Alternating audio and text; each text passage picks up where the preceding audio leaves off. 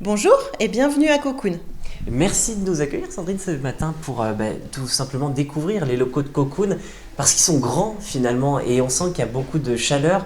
On va continuer ce petit tour. Est-ce que vous pourriez nous expliquer un peu comment fonctionne Cocoon? Alors Cocoon tout d'abord, c'est un endroit privilégié pour les femmes atteintes de cancer.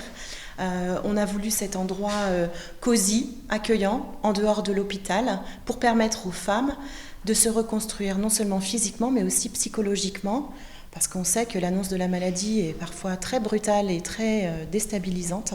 Donc voilà ce lieu qu'on a voulu le plus chaleureux possible. Alors le plus chaleureux, on précise aussi que Cocoon ce n'est pas uniquement que pour le cancer du sein, hein. C'est quelque chose qui vous paraissait important à préciser. Dès le début, c'était une vraie volonté d'accompagner toutes les femmes touchées par tout type de cancer. On ne voulait pas de nouveau mettre les personnes dans des cases. Et ça fonctionne puisque les principes de Cocoon sont... il y a deux principes à Cocoon.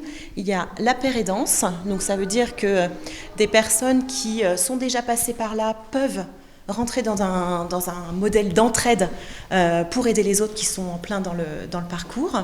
Et puis on a aussi la co-construction, c'est-à-dire que Cocoon, c'est une association qui a été créée par des patientes, pour des patientes, avec des patientes.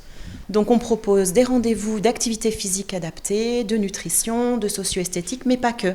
On propose aussi des ateliers un petit peu plus ludiques, des moments de rencontre, des cafés partage, pour que les personnes se rencontrent. Quel type de bénévoles vous pouvez avoir besoin ou quel type de professionnels, puisque vous faites aussi appel à des professionnels pour maintenir ces ateliers?